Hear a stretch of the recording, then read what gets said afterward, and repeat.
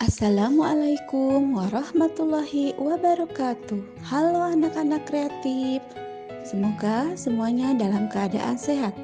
Hari ini kita akan belajar pendidikan agama Islam dan budi pekerti dengan materi keteladanan Rasulullah Shallallahu Alaihi Wasallam. Sebelum kita memasuki pembelajaran, marilah kita sama-sama membaca doa. Bismillahirrahmanirrahim. Rabbi zidni ilman warzuqni fahman. Anak-anak, silahkan sekarang amati gambar. Setelah mengamati gambar, apa yang dapat kalian lihat dari gambar tersebut? Ya, itu adalah perilaku dan akhlak yang dicontohkan oleh Rasulullah Shallallahu Alaihi Wasallam. Tahukah kalian siapakah Rasulullah Shallallahu Alaihi Wasallam? Rasulullah Shallallahu Alaihi Wasallam adalah nabi terakhir yang diutus oleh Allah sebagai penutup para nabi. Nabi Muhammad Shallallahu Alaihi Wasallam dilahirkan di Mekah pada tanggal 12 Rabiul Awal tahun Gajah. Beliau lahir dalam keadaan yatim. Ayahanda beliau yang bernama Abdullah sudah meninggal dunia pada saat beliau berusia 2 bulan dalam kandungan. Rasulullah sangat mencintai anak yatim. Beliau menganjurkan umatnya untuk merawat, mendidik, dan mencintai anak yatim.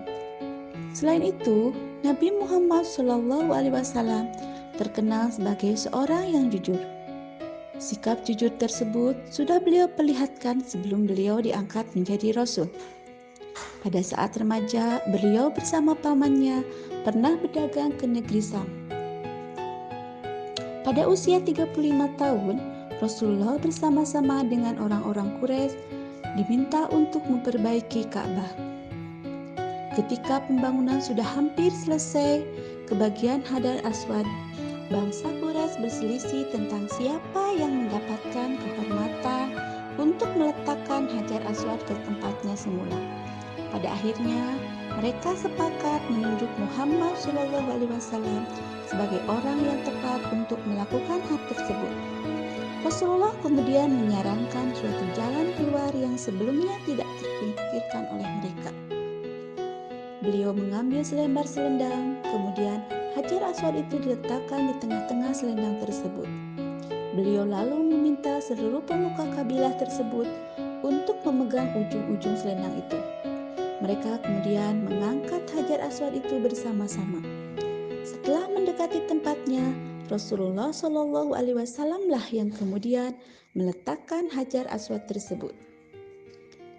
Sejak saat itu, beliau dikenal di antara kaumnya dengan gelar Al-Amin. Para sahabat dan pengikutnya sangat menghormati dan mencintai beliau.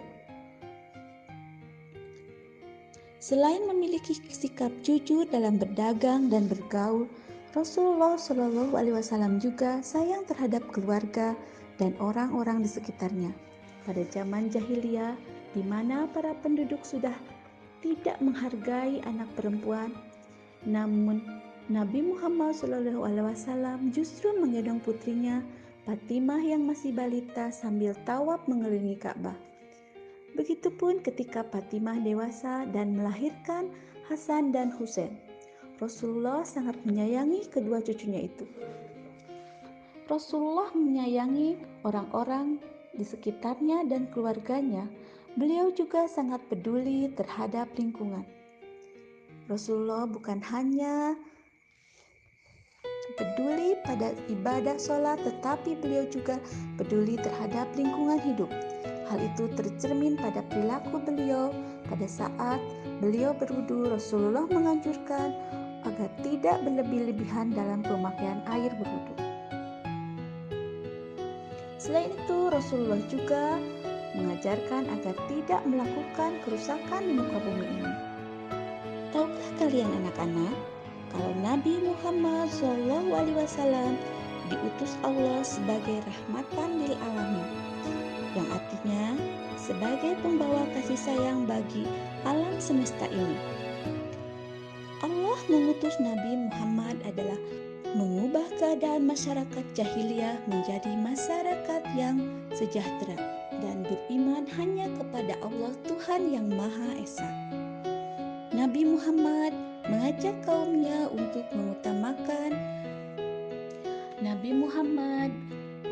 kaumnya untuk selalu menyembah Allah dan menjaga tali persaudaraan di antara saudara, di antara sesama muslim. Nah, itulah anak-anak kisah keteladanan Nabi Muhammad SAW. Banyak hal yang dapat kita ambil dari kisah tersebut. Di antaranya, 1. Kita harus senantiasa bersikap jujur.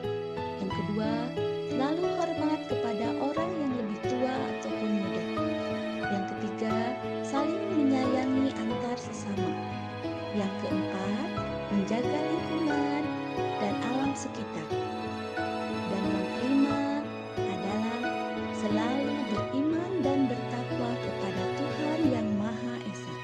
Demikian anak-anak, materi pembelajaran kita kali ini. Wabillahi taufiq wal hidayah. Wassalamualaikum warahmatullahi wabarakatuh.